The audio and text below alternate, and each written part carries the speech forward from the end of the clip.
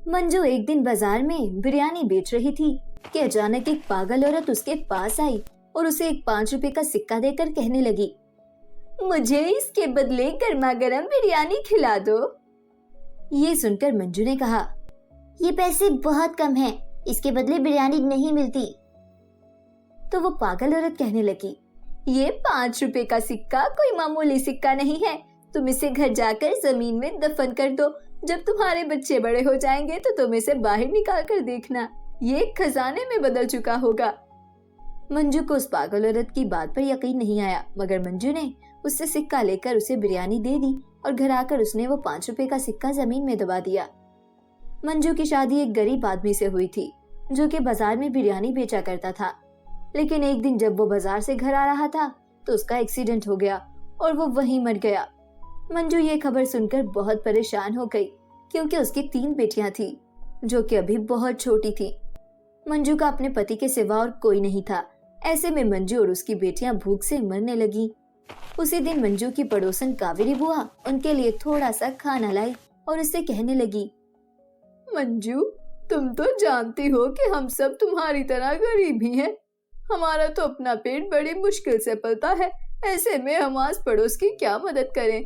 तुम अपने पति का गम मनाना बंद करो और अपनी पेट पूजा की तरफ ध्यान दो।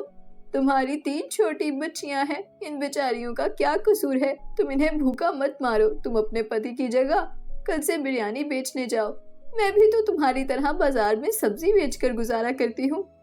उस दिन मंजू ने कावेरी बुआ की बात मान ली और उनके साथ जाकर बिरयानी बेचने लगी। मंजू पहले अपने पति को बिरयानी बनाकर देती थी, अब वो वही बिरयानी खुद बेचने लगी। इस काम से इसे थोड़े बहुत पैसे मिलने लगे और वो तीनों भूखी मरने से भी बच गईं। मगर मंजू की बेटियां बड़ी हो रही थीं और इसे ये फिक्र परेशान कर रही थी कि वो इनकी शादियां कैसे करेगी, क्योंकि आजकल तो सब लोग लड़की के साथ साथ जहेज भी मांगते थे। फिर उन्हीं दिनों मंजू को वो पागल औरत मिली और उसने उसे 5 रुपए का सिक्का दिया और मंजू ने उसे जमीन में दफन कर दिया और इस बात को भूल गई। यूं ही वक्त गुजरता गया और मंजू की तीनों बेटियां जवान हो गईं। उसकी बेटियों के रिश्ते के लिए लोग आते तो थे, मगर जब उन्हें पता चलता कि मंजू बाजार में बिरयानी बेचकर अपना घर चलाती थी तो वो मुड़कर वापस नहीं आते थे। इस बात को लेकर मंजू अक्सर परेशान रहने लगी। वो इतने पैसे कहाँ से लाती कि तीनों बेटियों की धूमधाम से शादी कर सके। फिर एक दिन अचानक मंजू को उस पागल औरत का दिया सिक्का याद आया और उसने वो जगह खोदना शुरू कर दी जहाँ उसने वो सिक्का दबाया था। मंजू को उस पागल औरत की बात का यकीन नहीं था, मगर मन ही मन में वो चाहती थी कि यहाँ से वाकई खजाना निकल आए। मगर थोड़ी सी खुदाई के बाद मंजू को ऐसा कुछ दिखाई दिया जिसे देखकर उसके होश उड़ गए, क्योंकि वहां तो सच में एक खजाना दफन था। मंजू ने इस खजाने को बाहर निकाला और उसे अपने कमरे में ले आई। इतना सारा सोना चांदी देखकर मंजू की आंखें फटी की फटी रह गई।